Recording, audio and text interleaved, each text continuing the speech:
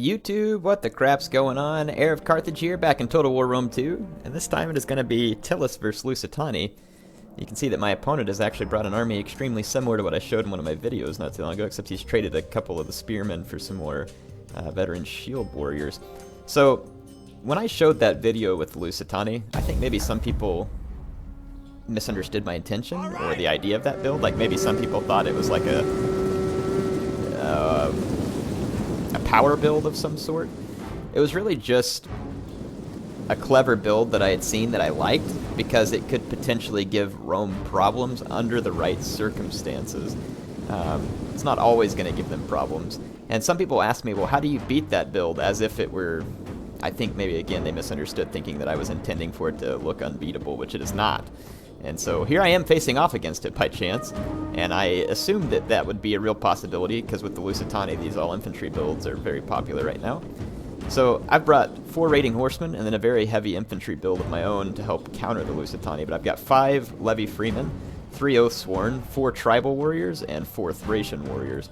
So I have all of my very heavy melee infantry here in the center. Tribal warriors have a lot of armor. That's something that the Lusitani are going to struggle with because their guys are all very low armor. So I've put all of my very high armor swords in the center where it's going to minimize his effect from skirmishing, and I'm ready to support them with really strong charges from the flanks with these Thracian warriors. And since my opponent doesn't have any cav, which cav's not really the best counter for these guys anyway, he's going to have to do something about it. And he can either train his Balearic Slinger Fire on my Thracian warriors, but as you'll see from this map, I'm going to use the map to my advantage. I didn't necessarily know that this was going to be the case, but when I saw the forest, I was like, you know what? My Thracian warriors are going to move on both sides through the forest, and then this is going to screen, basically, the forest will protect them from Slinger Fire, which means that my opponent's Slinger Fire is going to have to try and be focused on what I have in the center. That should leave him wide open to these rear side charges. And Iberian swordsmen can throw javelins and they'll cause some damage, but they're going to get destroyed by Thracian warriors.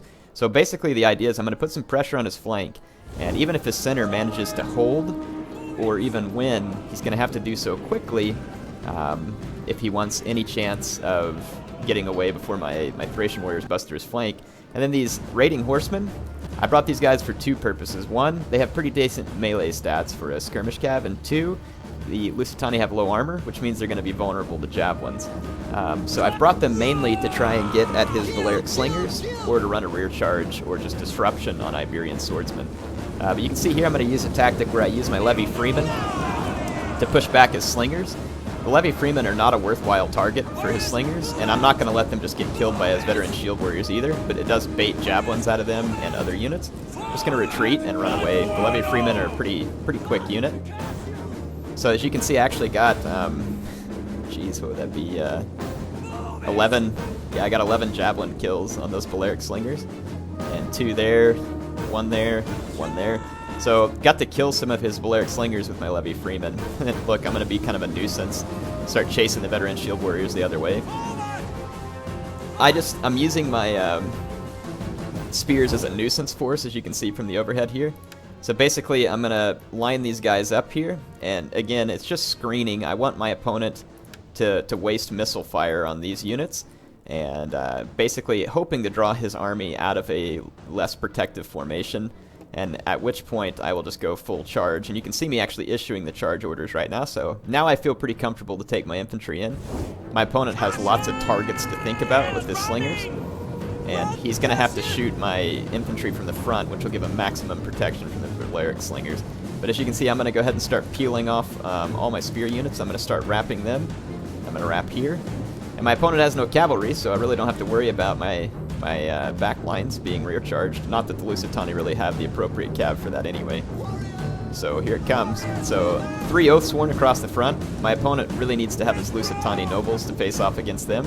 And an oath-sworn is absolutely going to destroy a veteran shield warrior. So my opponent has a problem here because the way this engagement's set, I'm going to punch almost just straight through these veteran shield warriors in the center. He'll do a little better where I'm facing his Lusitani nobles with my tribal warriors, but that's a tribal warrior, again, very high melee defense, very high armor. It's going to take a little bit for the Lusitani noble to kill them. And again, look, I'm going to immediately do follow-up charges here with my Thracian warriors, and let's watch this. So yeah, Thracian warriors charging from behind. This is a terrible, terrible sight. If you want your men to live, that is. That's going to be a gruesome rear charge. That's almost as good as a cavalry rear charge from shock cav right there. And I did the same thing on this flank, so he's already losing 2 veteran shield warriors very quickly.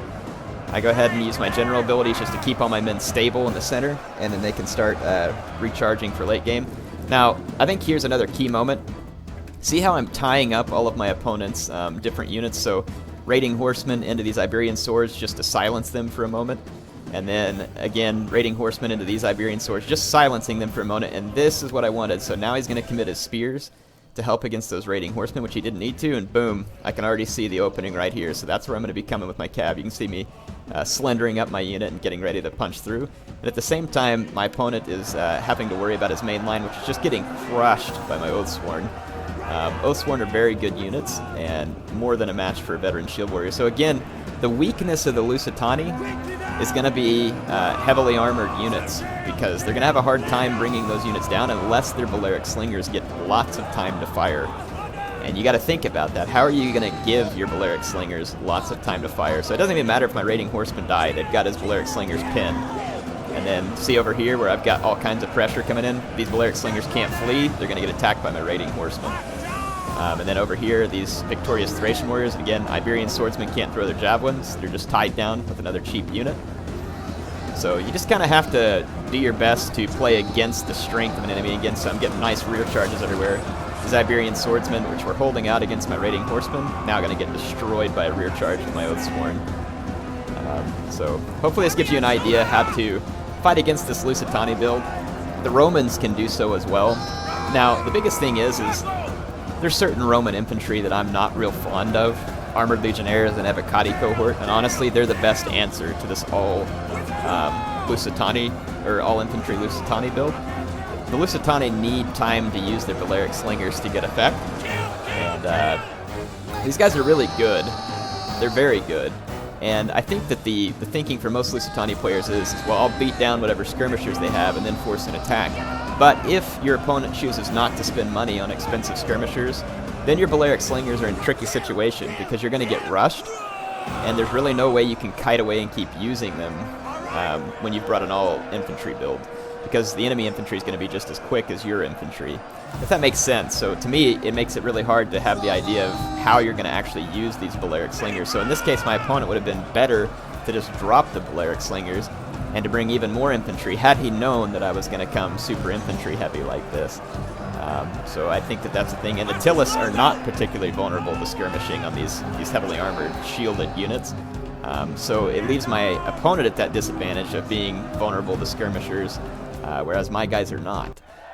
But I didn't bring skirmishers, which again may seem like an intuitive counter to the Lusitani. I'm going to bring a lot of skirmishers and skirmish these guys out or something like that. But sometimes what you think is the most intuitive counter build may be exactly what you don't want to bring, because your opponent might guess it, you know what I mean?